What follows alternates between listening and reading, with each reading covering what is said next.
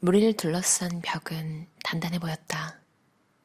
아무래도 쉽게 넘나들 수 없을 것 같았다. 그래서 나는 좀처럼 그 무리에 끼어들 수가 없었다. 좋아하는 연예인이나 선생님도 없고 선물 가게와 옷가게를 드나드는 일에는 흥미가 없고 분식집에서 죽치며 몇 시간씩 수다를 떠는 일에도 젬병이었기 때문이다. 어둡고 소심한 나 자신이 싫기도 했지만 무리에 속하기 위해 나를 버리고 바꿀 순 없었다. 어려서부터 나는 혼자였다. 어른이 되어서도 나는 혼자다. 하지만 이젠 더 이상 혼자라는 사실을 꺼려하며 무리의 주변을 맴돌며 기웃거리거나 비굴한 웃음을 흘리지 않는다. 삶은 홀수다.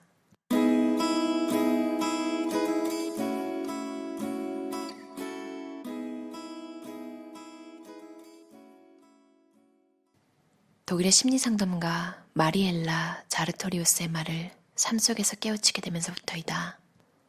사람들이 가장 두려워하는 것은 홀로 있는 것이 아니라 외톨이로 여겨지는 것이다.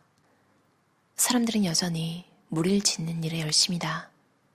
모임을 만들고 시시때때로 연락을 하고 시간을 쪼개어 약속을 잡는다. 휴대폰이 울리지 않는 날에는 우울해지고 나만 빼놓고 저희들끼리 만나고 있을까봐 걱정을 한다. 식당에 들어가 혼자 밥을 먹으면 사람들이 이상한 눈길로 쳐다볼까봐 차라리 굶기를 택하고 결혼사진을 찍을 때 배경이 되어줄 친구들이 없는 게 부끄러워 대행 서비스를 통해 하객을 사기도 한다. 인맥을 잘 관리하는 것이 성공의 비결이요. 사회생활에서는 인간관계가 곧 재산이란 말을 들으면 마음이 더 조급해진다. 그런 이들은 홀로 있는 것이 얼마나 재미있고 자유로운 일인지를 알지 못한다. 혼자만이 만끽할 수 있는 기쁨과 그것을 통해 풍요로워지는 삶의 비밀을 모르기 때문이다. 동행 없이 홀로 산책을 하면 남의 보폭에 나를 맞출 필요가 없다. 쇼핑을 할 때 혼자라면 타인의 취향을 강요당할 염려가 없으니 유행보다 개성을 따를 수 있다. 아직까지 혼자 뷔페에 가거나 고깃집에서 삼겹살 2인분을 당당히 구워먹고 나온 적은 없지만 홀로 기차를 기다리며 역전 재래시장의 식당에서 순댓국을 안주 삼아 소주 반병에 얼근히 취했던 기억은 내가 경험한 어떤 여행의 추억보다 멋진 것이다. 외로워서 그리운 게 아니라 그리워서 가만히 외로워져야 사랑이다. 마음의 허기를 채우기 위해 허겁지겁 사랑하기보다는 지나친 포만감을 경계하며 그리움의 공복을 즐기는 편이 낫다. 무릇 성숙한 인간관계란 서로에게 보상을 기대하지 않는 것이다. 언제 어디서라도 내가 주고픈 만큼 돌려받을 생각을 하지 않고 깜냥껏 베풀면 그만이다. 그러니 정기적으로 만나거나 단짝처럼 붙어 다니는 친구가 없어도 서운하거나 불안치 않다. 진정한 믿음과 이해는 미조할 고조할 일상을 보고하지 않아도 내가 살아가는 삶의 방식을 통해 전달된다. 삶은 어차피 홀수다. 혼자 왔다가 혼자 간다. 그 사실에 새삼 놀라거나 쓸쓸해할 필요는 없을 것이다. 스스로 자신의 가장 좋은 벗이 되어 충만한 자유로움을 흠뻑 즐길 수 있다면 홀로 있을지언정 더 이상 외톨이는 아닐 테니까. 거칠게 말해 현대인의 병은 외로움 때문이거나 외롭지 않으려고 발버둥질하다가 생긴다. 1935년 이전까지 어느 책에서도 발견되지 않던 소외라는 말이 유행어를 넘어 사어가 되다시피 한 지금 그 난해한 개념으로서의 무력감, 무의미성, 고립감, 배척감은 아예 일상에 스며들어 자연스럽기까지 하다. 모두가 외로워 쩔쩔매다 보니 개를 쓰고 허황된 일을 벌이거나 무리를 지어 따돌림을 하거나 부질없는 욕망에 연연한다. 하지만 인간의 삶에 외로움은 숙명이다. 부리던 노예와 애완하던 개까지 무덤 속으로 끌고 들어가려 했던 제왕들의 거대한 무덤에는 기실 고독에 대한 공포만이 가득하다. 호련히 왔다 호련히 떠나기를 두려워하지 않기 위해 오늘도 질겅질겅 자기 암시에 구호를 지씹는다. 외로워져야 자유로울 수 있다. 2010년 행복전도사라는 이름으로 불리던 최윤희 씨가 배우자와 함께 스스로 목숨을 끊은 충격적인 일이 있었다. 매월 집으로 배달되는 작은 잡지에 실린 그녀의 마지막 글은 귀찮고 짜증스러운 개벼룩 같은 실언까지도 역경을 이겨내는 힘이자 삶의 지혜가 되는 특별한 선물이란 내용이었다. 타인의 고통에 대해 말하는 것은 어려운 일이다. 사람들은 모두 자신만의 밧줄을 움켜잡고 산다. 누구에게는 돈과 명예가, 다른 누구에게는 그것으로 환산할 수 없는 가치가, 놓칠 수 없는 밧줄일 것이다. 그럼에도 때로는 그 밧줄에 대롱대롱 매달려 헐떡거리며 묻는다. 무엇을 위해 살아야 할까?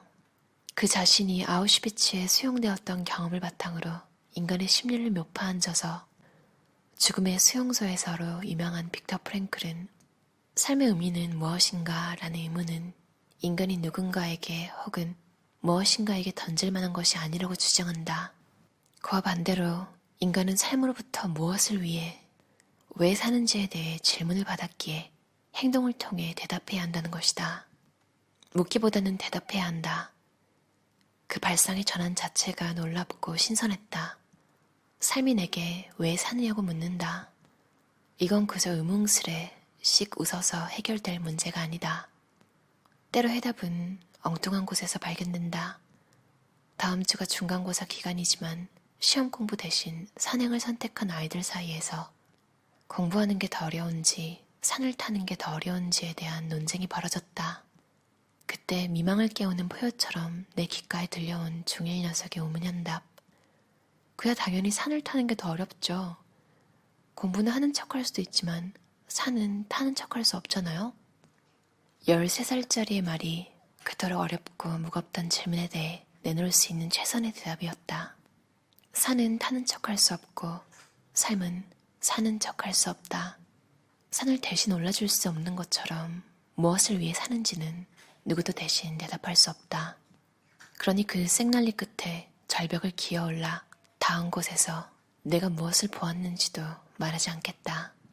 자신의 산은 오직 스스로 올라야 그 끝에 닿을지니. 산악문학가 존 크라카워는 희박한 공기 속으로 해서 등산은 위험 부담을 이상화시킨 활동이라고 진술했다. 스포츠계에서 가장 유명한 인물들은 늘 위험의 경계선을 넘어 가장 멀리 갔다가 그 위기에서 무사히 빠져나온 사람들이라고. 이 말의 이면에는 그 위기에서 무사히 빠져나오지 못한 무사한 사람들이 있다.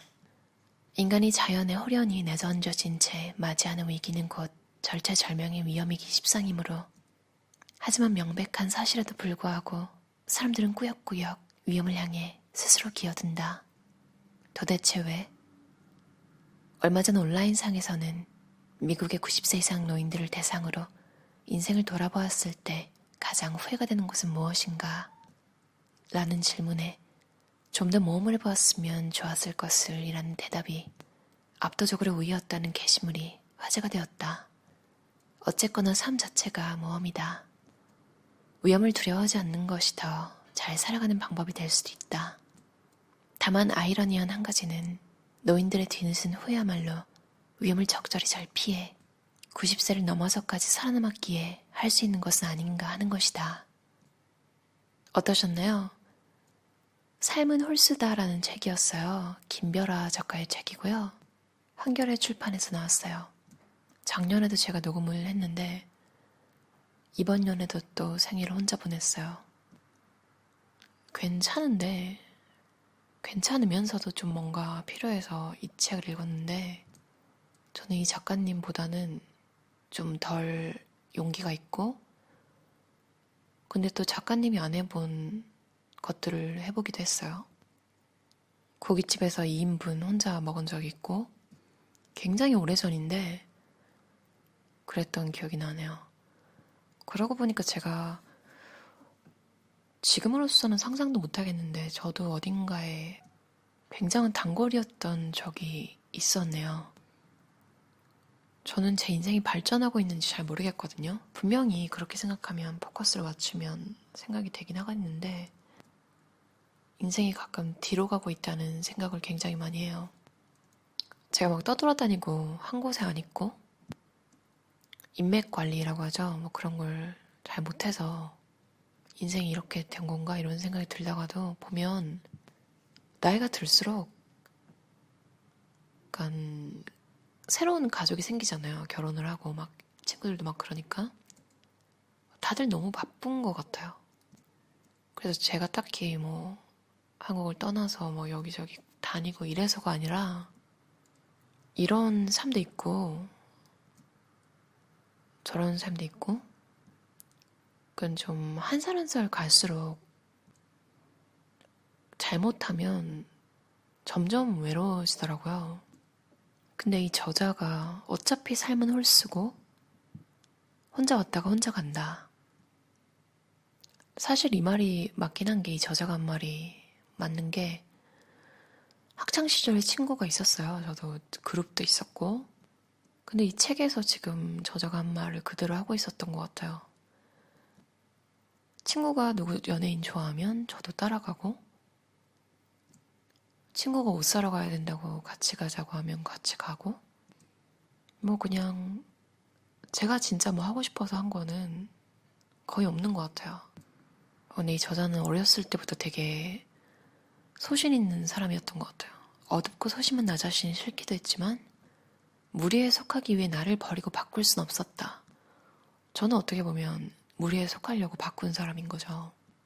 근데 뭐 결과는 아시다시피 지금 평소에도 연락을 하는 친구가 거의 없고 딱히 오늘 제 생일인데 뭐가 없어서 그런 것도 있겠지만 그냥 좀 인생이 전반적으로 재미가 없어지는 것 같아요.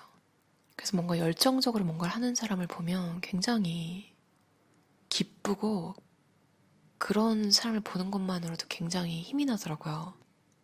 물론 그 순간만 그 사람이 너무 빛나 보이고 그걸 보는 게 너무 좋고 근데 또 집에 오면 다시 또 원래 저로 돌아오는 거죠. 와, 죽음의 수용소에서 한 번씩 다들 읽어보셨죠? 아니면 이야기는 한번 들어보셨을 거예요. 근데 진짜 무엇을 위해 살아야 할까?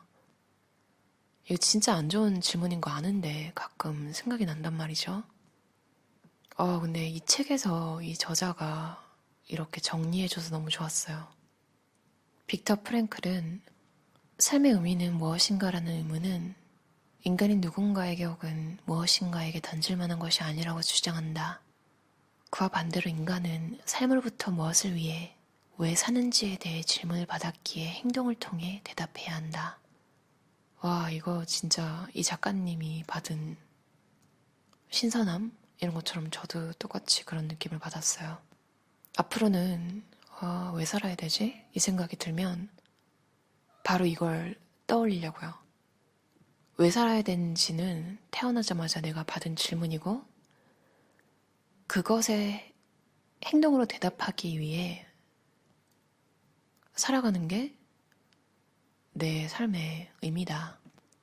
나는 어떤 행동으로 대답할 것인가? 그게 사는 의미가 되겠더라고요.